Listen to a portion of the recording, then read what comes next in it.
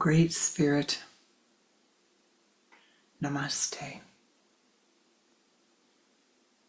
Saints and sages of all times, of all places,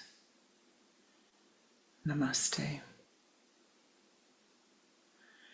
O ye path makers of old,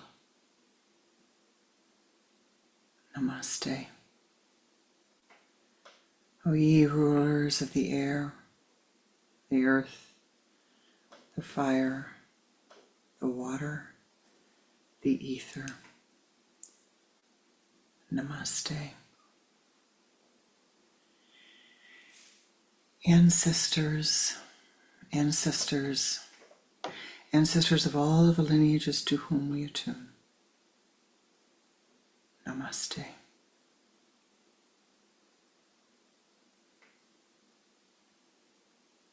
Om Shri Babaji Namaha. Om Shri Lihari Mahasaya Namaha. Om Shri Yukteswarji Namaha.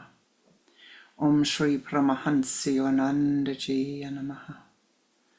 Om Shri Shaliji Namaha. Om Shri Goswami Kriyanandaji Namaha. Most beloved and precious Ishtatevata, in all of thy names, in all of thy forms, and in thy formless reality, Yanamaha, Namaste. We call upon thee to be with us, to sweep clear our path. May the communication between us be clear. May the light be clear and radiate within us, around us, through us.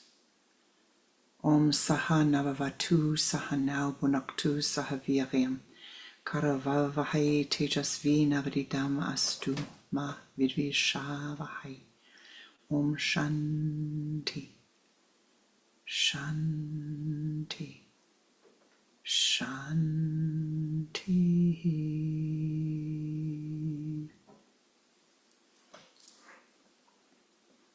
Loka Samasa Sukhino Bhavantu. May all beings in all realms be blessed, be abundantly blessed as we gather together in this meditation. Namaste ji. Welcome. Welcome to my heart. Welcome to our Sunday meditation.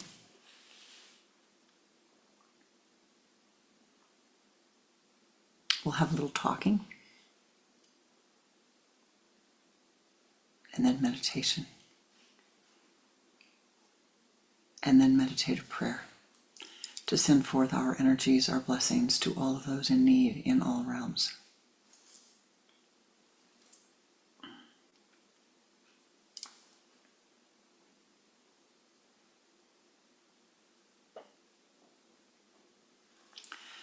Life speaks through symbolism.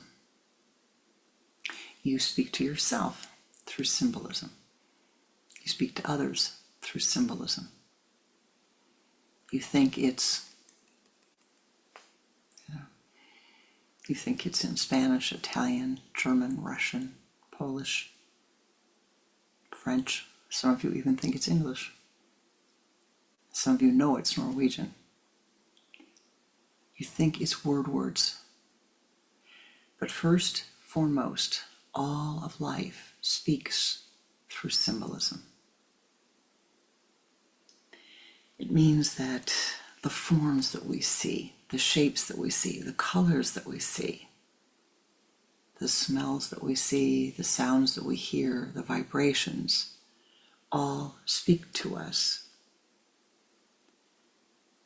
The vak that comes from the mouth is the last thing. What comes first is what is manifesting down from the subtler realms. So we need to learn to understand that which is communicating with us. But more importantly, most importantly really, is that we need to understand ourselves. We need to be able to understand and communicate between this lower klesha, this temporal body that we all live in, and our higher self, our spirit, or if you would prefer the next grosser level, the soul, the memory track. Now this has memory in it. Yours is filled with memory. It's filled with the memory of every experience you've ever had, every thought you've ever thought, everything you've ever seen. But more importantly, those red blood cells that are running around in this being that you are temporarily inhabiting contains the memory of all of your ancestors, all of those that came before you, all of your bloodline. That's really something when you think about it. You may think, oh, I don't know, I don't want that. But not only do you have it, but it speaks to you. It influences you. This memory of those of the past influence you. Now, some people say, oh, I don't want all that bad karma, all that oodles and scoops of bad karma. Whoa.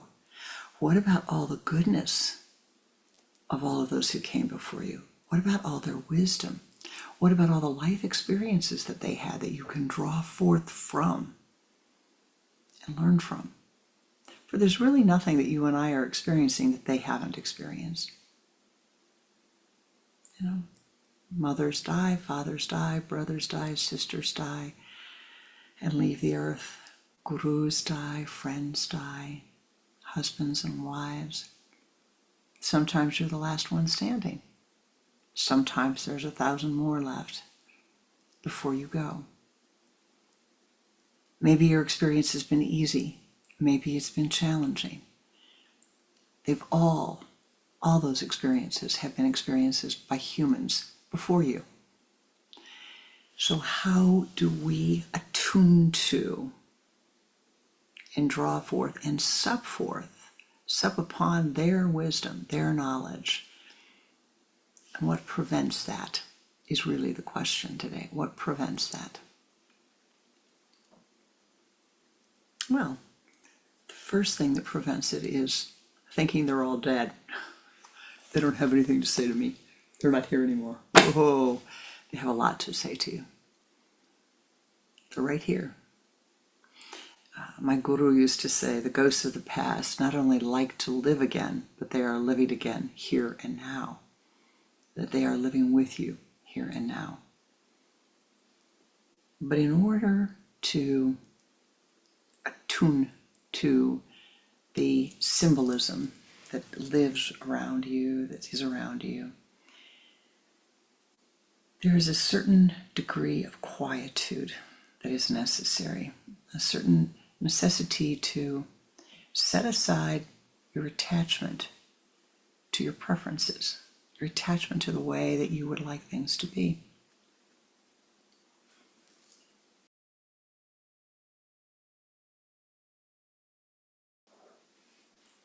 There was a young man who told me a story. He was working for a lady, and he was looking at her genealogy.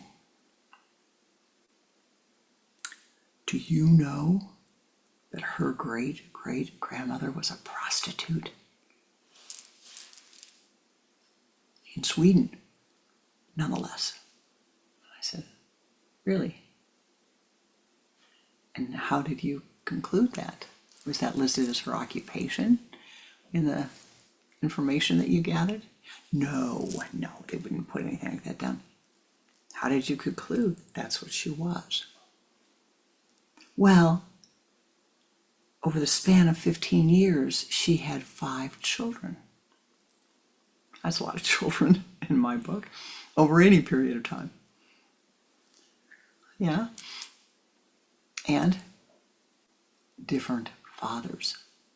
Different fathers. What else could she have been? Oh. What happened? He was ready to tell the woman, oh, your great-great-grandmother was. Until in his enthusiasm, he talked to me. And I said, I don't know where you're drawing that conclusion from. Well, he repeated a second time. She had 5 children with 5 different fathers.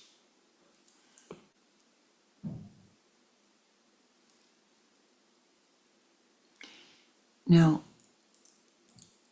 he wanted to put a name, a derogatory name, on that life experience. But you and I, we don't know. No idea what her life circumstances were in the early 1800s. We don't have any idea what they were. We don't have any idea what her economic circumstances were. We think they weren't very good. We don't know. And what is the difference between simply accepting an event without any judgment attached to it and putting a name on it, saying, she was. Oh, was she ever? It's a huge difference. It's a huge difference. You could just as easily say she had 5 children. You don't have to talk about the fathers. Yes, you could say she had 5 children, and the children had different fathers. Period. No judgment attached to it. But as soon as you see an event, my beloved, as soon as you see a series of thoughts, if you will, and you apply your own judgmentalness from today to that, you've got a problem. I have a problem. We have a problem when we do that. We distort the reality. Absolutely distort the reality. That today is a very, very, very, very, very, very, very serious spiritual problem. Extremely serious problem. There is a tendency today, with the proliferation of the internet, to take something that does not fit your framework, if you will, and create something new about it.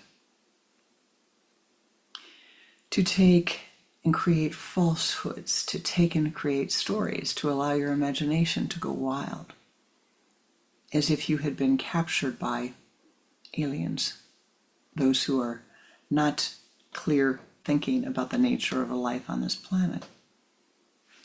Not aliens, those who are wiser than us. We know there are plenty of those. But here is the question that we have to ask ourselves then. How much am I telling myself stories? Oh man, this was a long, long time ago. And I was pretty young. And one of my teachers said, how much is 2 plus 2? I knew. I said 4, with a lot of it shorts. 4.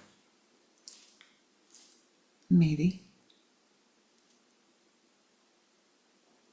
You just asked me how much 2 plus 2 was. It's 4. Maybe. In the base 10 system, 2 plus 2 is 4. What if you used another system? Disciple, he said. Oh, there's more than one way of counting. There's more than one mathematics. Do you know how many systems of astrology there are? A lot, I can tell you. They all have their truth, right? But the key for you and I is to understand, how can I best see the reality? How can I see it? How can I communicate? How can I draw forth that wisdom from my higher mind and bring it down to this reality? How can I bring it down with clarity? And what distorts it? What causes it to go off the track? Well, misunderstandings. What causes it? Misunderstandings. There's a in every country we go to, every language that is spoken, every place around the world, one of the most wonderful things about traveling is to see that every place is different. And the way that people communicate is very, very, very different in different parts of the world. If you go to Japan, if you go to Japan, you take your shoes off before you enter. There's an entryway to a house or a restaurant, doesn't matter where it is. You take your shoes off and you put inside shoes on. You also take your shoes off if you're going to the double vaisselle, to the toilette. There's a set of shoes that are for entering that room. And you don't walk in barefoot, and you don't walk in with your house slippers, and you certainly don't walk in with your outdoor slippers. What are you communicating? What are you saying? What are you saying to yourself and to everybody else who's living there? At the doorway of this space, it is sacred. I'm leaving all of the outside chokos, chaos out there. I'm changing my shoes. The Neptune symbol, the symbol of balanced self-conscious awareness, as long as it's balanced. And then when I go into a special sacred room where I'm going to have eliminations from my physical body, there's a special set of shoes just for that, because it's a separate sacred place for one activity, not for five, for one. You don't take your cell phone into those places. And so it is a way of communicating. Aha, I see.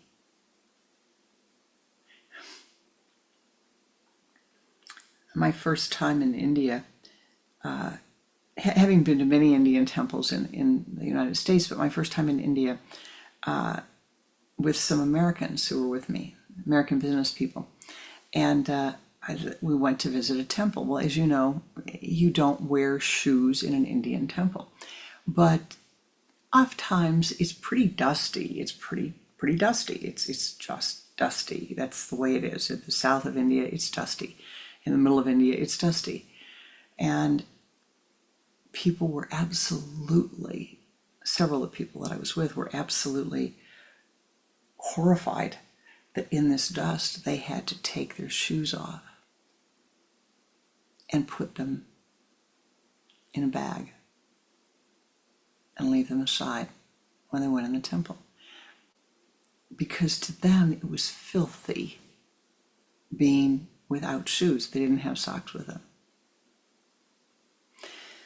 And you go back to Japan again, and you go to any temple in Japan, and there's nice little shoe cubicles. Oh, they're good at putting shoe cubicles. And you leave your shoes there. You don't wear them in the temple.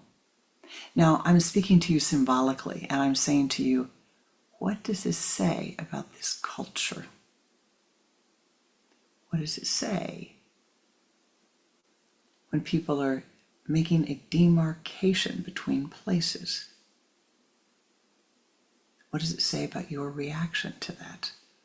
Is that something that you're comfortable with? Is it something you're uncomfortable with? Is it something you object to vehemently? When we object to something, we close down our consciousness. We take it and we bring it in. It's like here.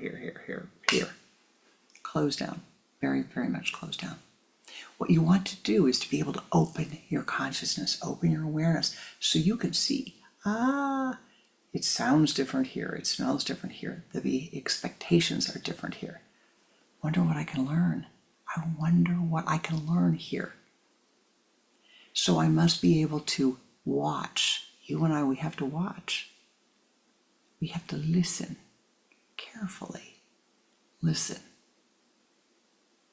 You know, one of the most common mistakes that Americans make in going to France is that they walk into a shop, a restaurant, and they don't say, bonjour monsieur, bonjour madame, au revoir monsieur, merci, au revoir. They don't walk in the park and say, bon nuit, monsieur, bon nuit, madame, and get responded to by everybody. They walk in and say, do you have, I want. Oh, and the French psyche closes down. It is absolutely an assault on the senses to anyone who is in that culture or who has lived there for any length of time. Because there is there an intent to be gentle with each other. Now, I'm not saying that the French are always gentle, but it's very different than going to the market in Bangalore or Mysore, when everybody's pushing and shoving and trying to get their space in line.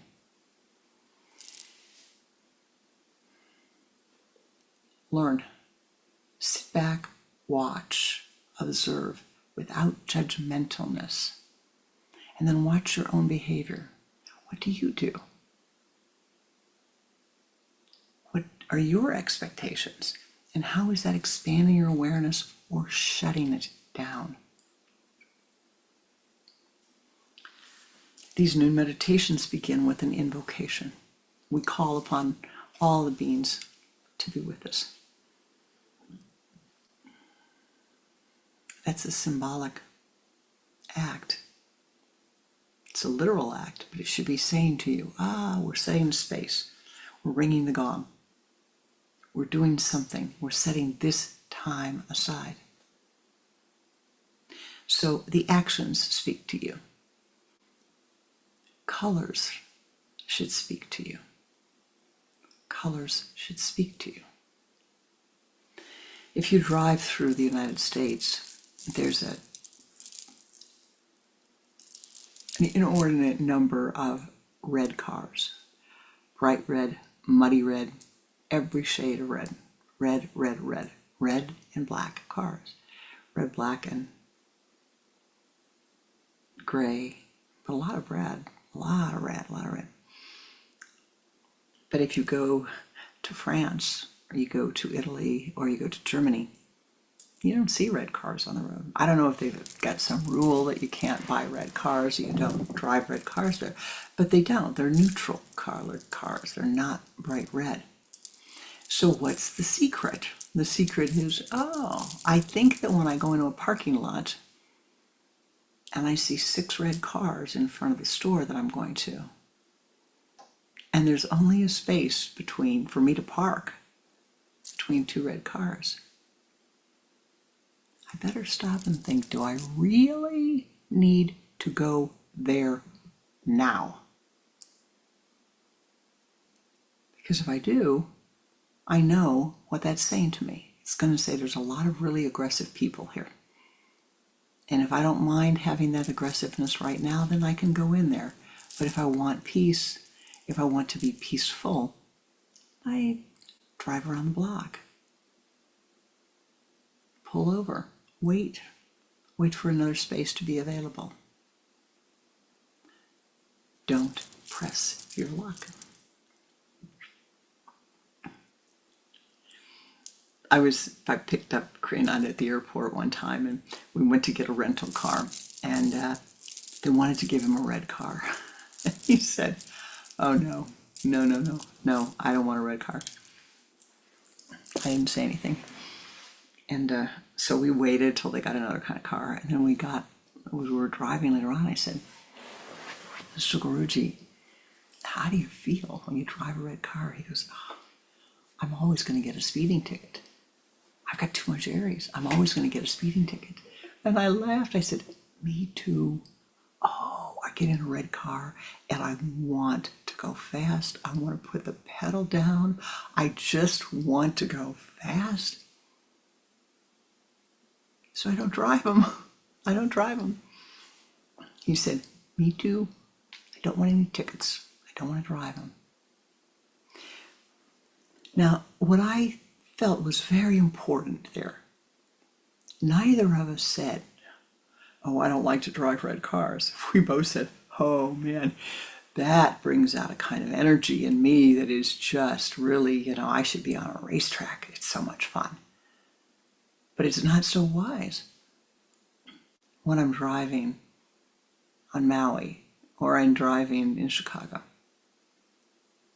Learn to read what you see in front of you. Your boss comes in with a blue tie, he's going to be more amenable to speaking. He don't wear ties anymore, a blue shirt maybe.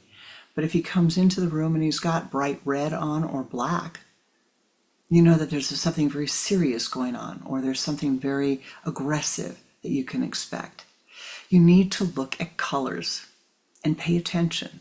And pay attention as the person in front of you. This is it's a simple way of the symbolism, but it's really effective. Look at the color black. Now, in the United States, not all places in the world, black is the color of mourning. In Japan, white is the color of mourning, so you don't wear white as, it's not, certainly would not be worn for a wedding, right? Because it is considered the color of mourning. But there's a big difference between somebody who's wearing something that's black, that's worn and holy, and something that's black that's really sharp, like some New Yorkers that you see who are really dressed exquisitely, and some New Yorkers who are dressed and living in the city has been a pressure for them. Why is this important? Why do you need to pay attention to it? Well, because life speaks to us. Life talks to you, talks to me. It speaks to you. And our goal in life is to harmonize our existence with the reality. To harmonize, not to fight, but to harmonize, to understand, the laws of karma. Yes, the law of cause and effect. Yes, this is how it is now. Yes, the Saturn is going to come around again. Maybe I should put some dollars away as I'm able. So when the Saturn comes around and things aren't flowing as easily, I've got enough to get some brown rice and lentils. I'm using it as an example.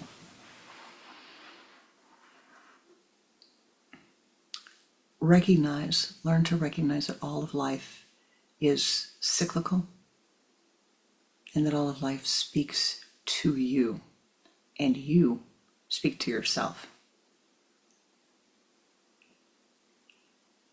I was talking to a disciple the other day, talking about books. And I was quasi-bragging that I had, and looking at bookshelves behind the person and say, oh, you got a lot of books there. My mind is, oh, you got a lot of books there. And I was kind of bragging and saying, I really have gone through a lot of discipline. My bookshelves are pretty well cleaned off. And then I said, well, except I noticed that the table in the family room that I sit next to has a lot of books on it. So preparing for this morning, I went down. I thought, well, I should really see how many books have stacked up there. And I am delighted to tell you that there are 15 books stacked up, all in various stages of being read, which means my idea that I had any self-discipline in terms of getting rid of the books is a little bit fallacious. I did get rid of them in one place of the house, and the bookshelves are not triple lined, except for two, but yeah, it looks a lot better than it did. But don't lie to myself, right? Don't lie. Don't lie. Stop lying. Say, oh, this is still something I need to work on. And it also says that there is a comfort, a way that I'm comforting myself as I have those near me. What are you comforting yourself with? Are you comforting yourself with clutter? Are you comforting yourself with art? Are you comforting yourself with food, with books, with music, with musical instruments? I have a dear, dear friend, 3 pianos in their house, an untold number of other instruments, a full set of drums, at least one, because her husband teaches music as she does. I don't know how many stringed instruments. I mean, I don't know. The last time she told me, she was telling me about the 6th guitar she had. Now, and she knows how to play all of them, and she does play all of them. So it's not as if she's just collecting them. And she speaks to herself when she has that. She's communicating with herself. And what she's saying is that this is very important to me. It's very important to me to have these instruments here and be able to communicate through music. So what have I said to you? I've tried to say to you that it is important to look, to observe those around you, to see what they value, to see how they are communicating.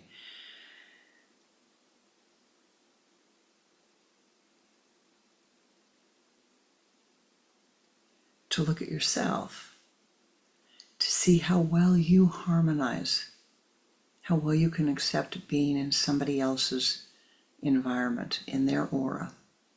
How much do you object to it? How much do you criticize it? I'm going to say it again and again and again, and I'm saying it for myself as much as for you.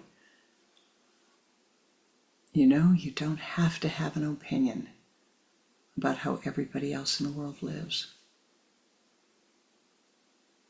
Not necessary.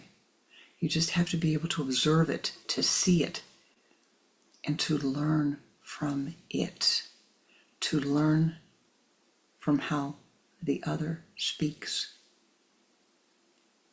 to learn from how the other eats, how they sing, how they live, what they value. Learn from it so that your horizon of awareness expands, expands, expands, expands, expands, until you are able to harmonize in any situation. In any situation.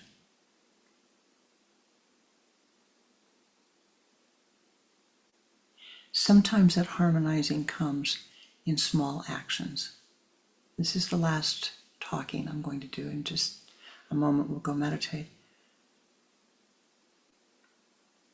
It comes from your making decisions every day. What do you value? How are you going to live? Let me see how they're living. What can I learn from that? What is their experiences? What are their experiences? Read history. Read biographies. Read history, read biographies. Watch documentaries. See how other people live. It's vitally important that you see how others live, that you watch how they live, and adjust and adapt and acclimatize your own way of living. Pick what's wonderful. Pick what you're not familiar with and try it, and see what happens to your thinking. Learn other languages. Just a few words is enough. The sound will put a new track in your memory that you will be able to follow to a new expansion of awareness.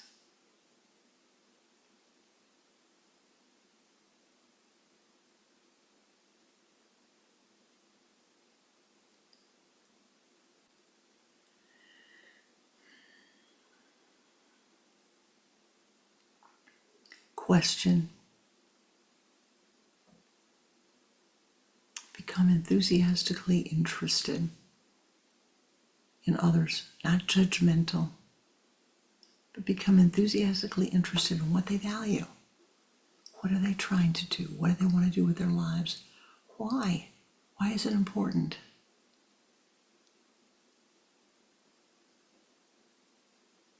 What do they see about life that you don't? For every one of us is walking the path to our own enlightenment. Every life experience that you are choosing, that they are choosing, that I am choosing, is chosen with an intent of this is going to lead me on the path to my enlightenment. Let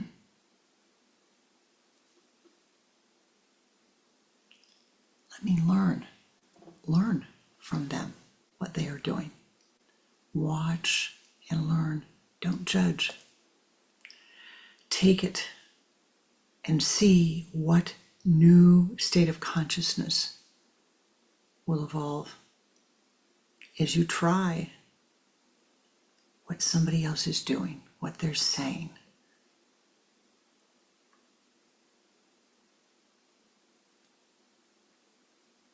In studying the ancient science of Sanskrit, one of the practices in studying this is to, every day for a week, chant one letter of the alphabet. And in a year, in 52 years, you get through every letter of the alphabet. But you just walk around and it's and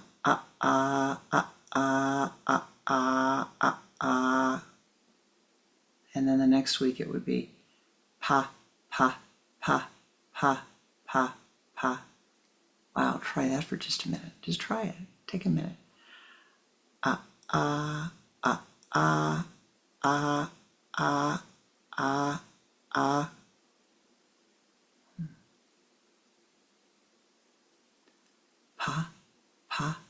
pa, pa.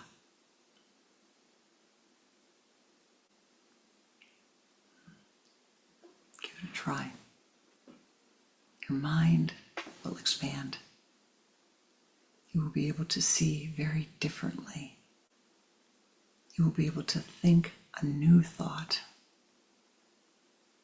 That is what is needed on the road to enlightenment, on the path to enlightenment, is to think a new thought, to see what you need, to see life more clearly, to step out of the group karma so that you are not enmeshed, you are not drowned, you are not drowned in the sand, the quicksands of time.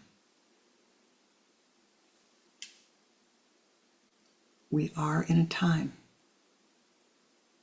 a lot of karma unfolding on the earth. Much karma. It's accelerating. Step out of the group karma. Learn, my beloved, what is wisest for you.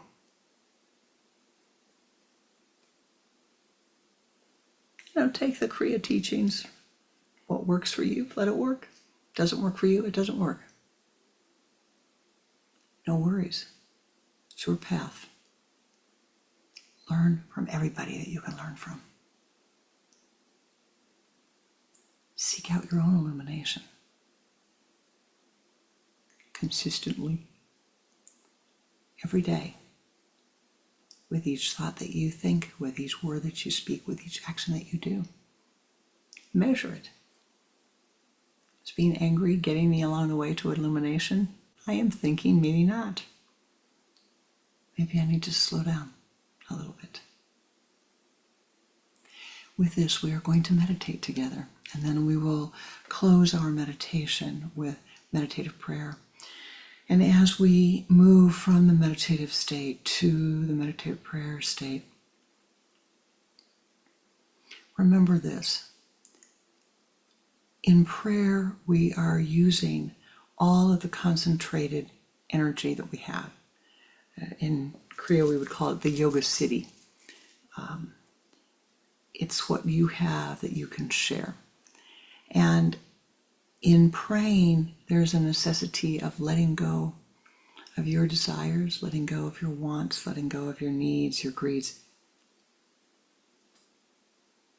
Just for a minute. And asking that the powers that be bring the blessings to those who are in need. So we will do that also in a few moments. Namaste. Namaskar.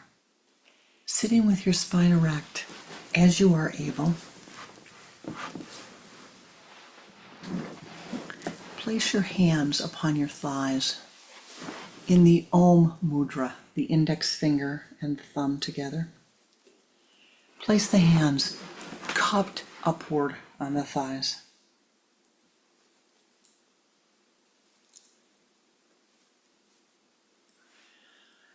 Turn the head to the left, exhaling twice. Bring the head back to the center and begin to watch the breath.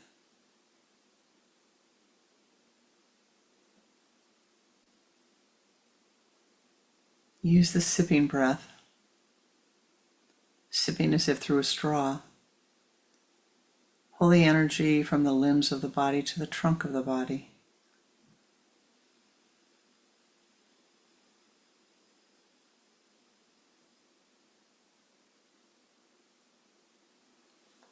From the trunk of the body, pull the energy in to the spinal column.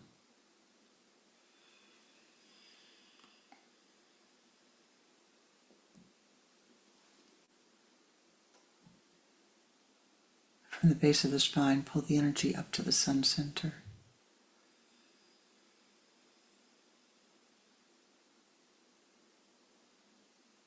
Move that energy as a golden ball of light out in front of you. Expand that light. And now sweep it around to the left, moving counterclockwise around your body. 3 times wrap your body in this golden light.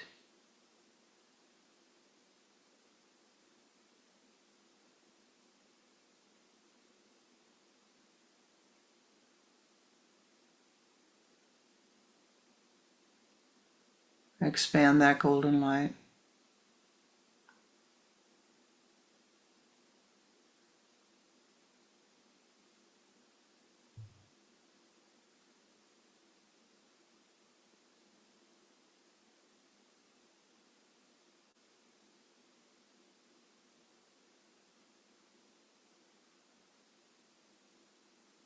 And now ascend. Ascend to the high place.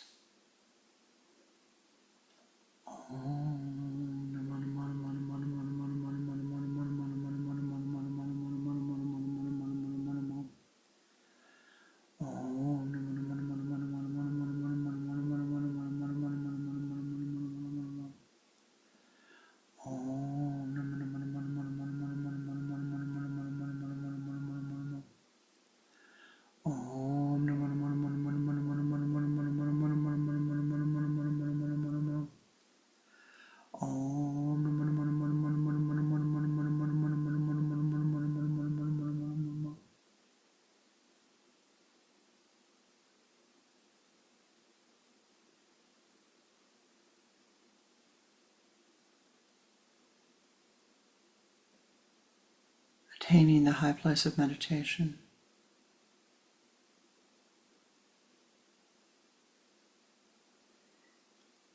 Find a comfortable place to sit.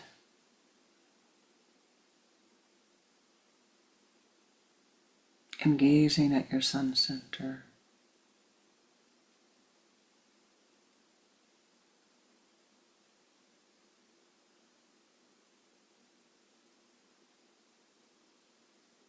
Om Me Padme Hum.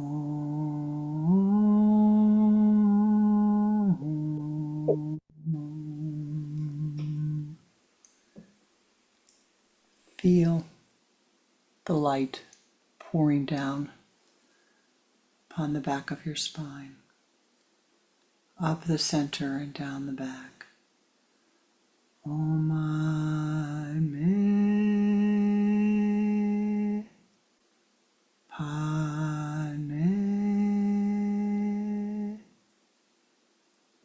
Hum.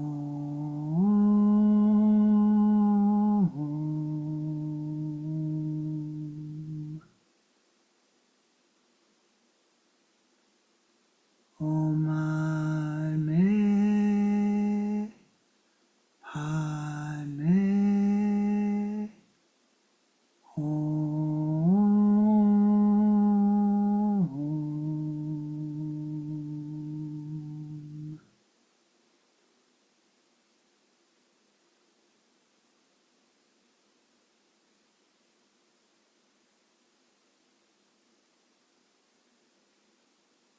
Focus your attention at the point between your eyes at the sun center.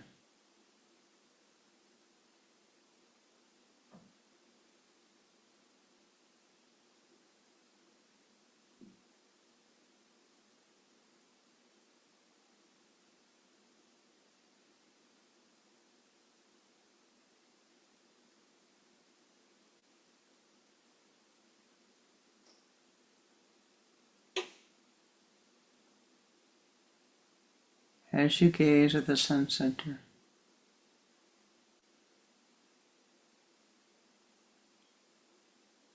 at this moment, allow yourself to see the form of life, the object of life that is the most beautiful to you at this very moment.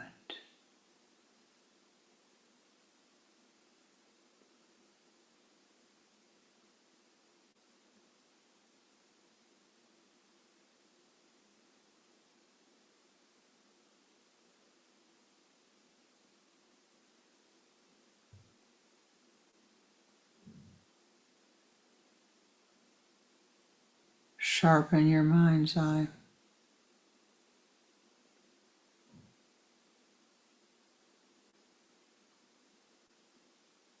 See the object of beauty.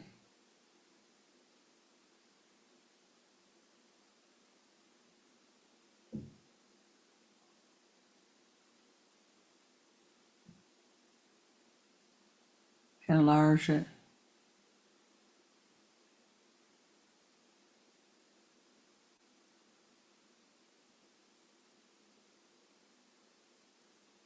Feel the object of beauty.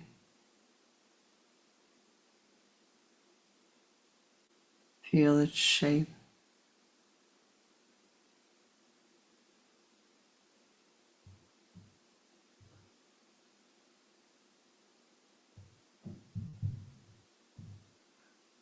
See its colors.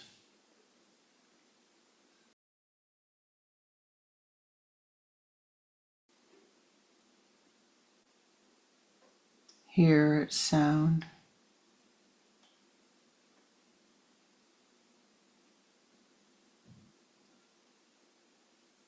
Smell its scent.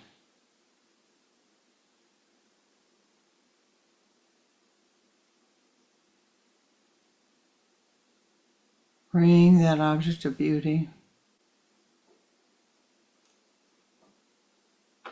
directly into your sun center.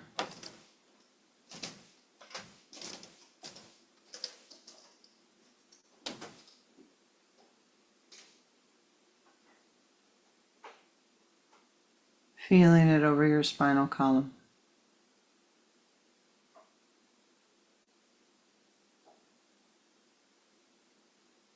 Breathe your breath into the object of beauty.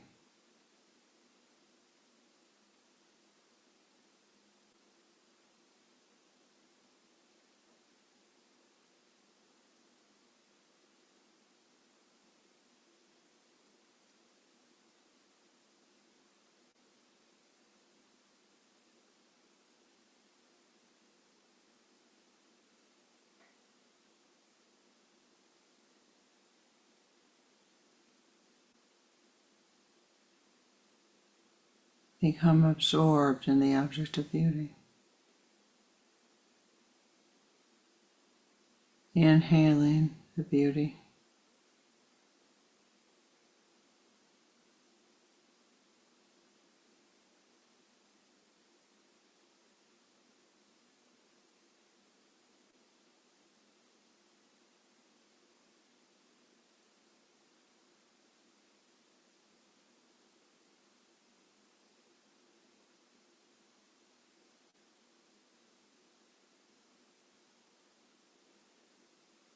Now drawing that beauty directly over your spinal column.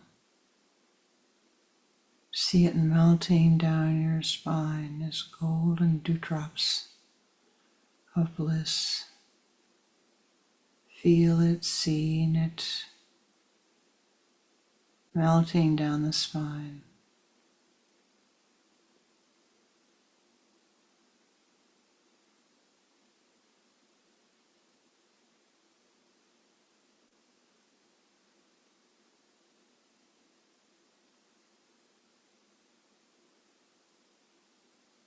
Feel the beauty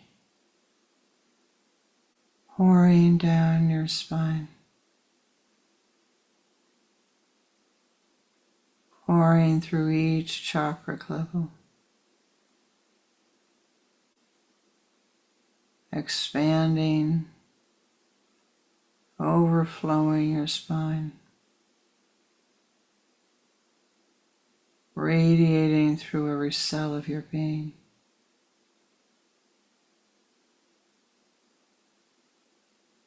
Om Padme, Padme, Om.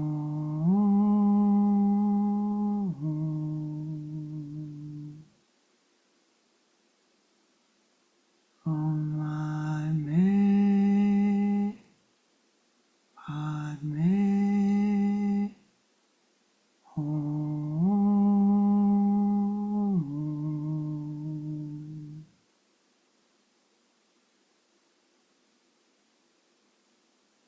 Breathe in the beauty.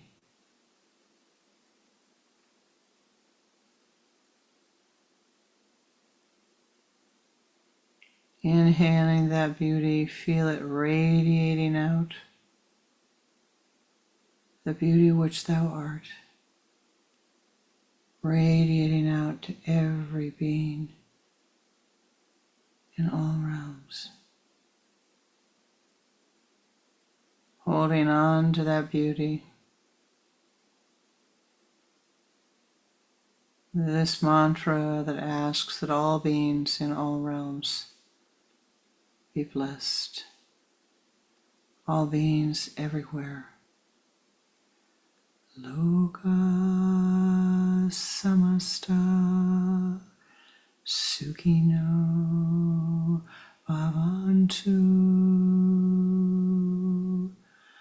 Loka samasta sukhino bhavantu. Shanti, Shanti, Shanti bhavantu. Shanti, Shanti, Shanti bhavantu.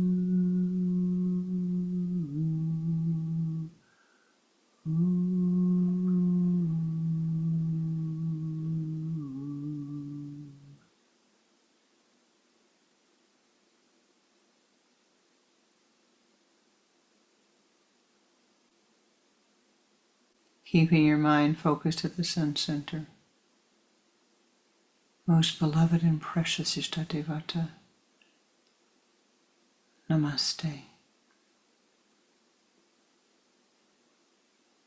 We call upon each of our Ishtas.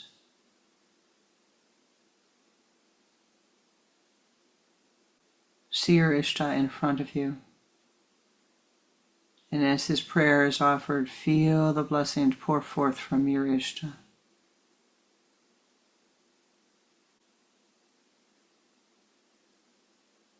From the point of light within the mind of our Ishta,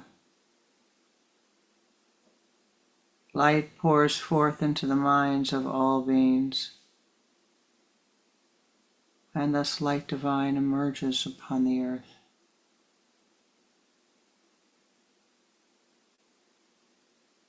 From the point of love within the heart of our Ishta, love pours forth into the hearts of all beings, and thus love divine emerges upon the earth. from the Bindu, where the full wisdom of Ishta lies. The purpose of the lineage is revealed. To realize, to remember, to serve.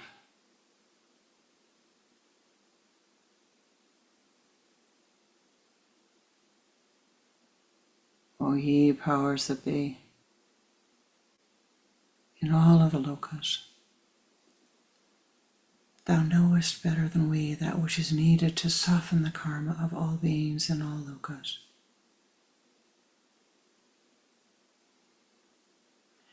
At this moment, for this moment, we set aside our own wants and needs and desiring, and ask only this as we chant this Shanti mantra, that you join with us and send forth blessings, that all beings have that which they need most, that the karma be softened and softened and softened, that wisdom unfold harmoniously and with ease and with swiftness. Focusing your attention at the sun center, allow the light to radiate forth as you chant.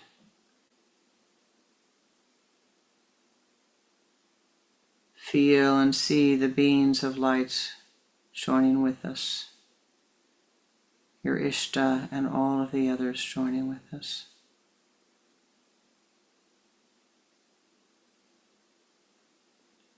Om Shanti,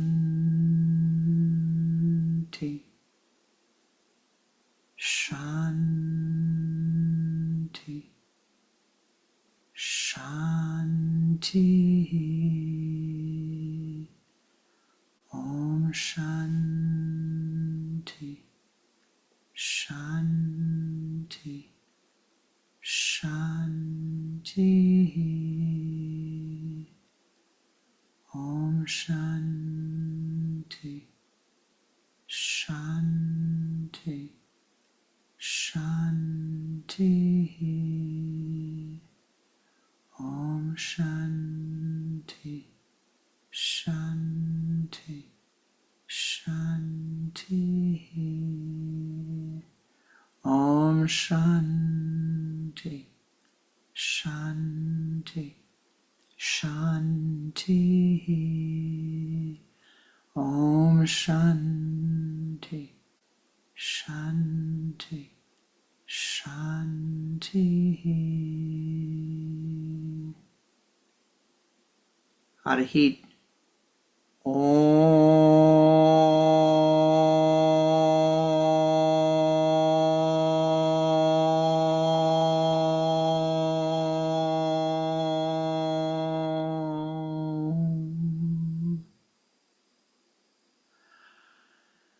Harahit.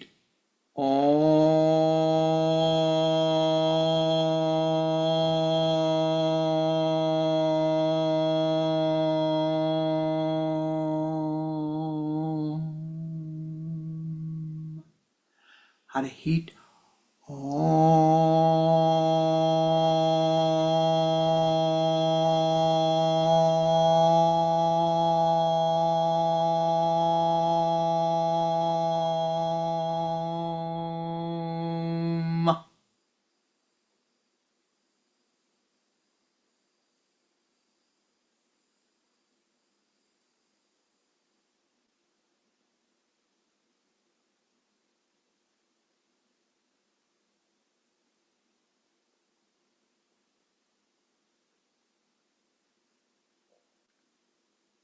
Thou art blessed. Become an ever greater blessing unto all of those who enter your aura. Speak more gently. Think more gently. Open your heart. Be more understanding. Be more compassionate. Soften the harshness of your voice. Soften the harshness of your thoughts. Soften the fears. Let them dissolve away. in the long run, all will be well. With this breath, in this moment, all is well. Om Shanti, Shanti, Shanti. Thank you for your blessings, for the blessing of your presence, for your spiritual energy here. May you all be blessed. Namaste Ji. Know you have blessed yourself. Continue to be an ever greater blessing. Shanti.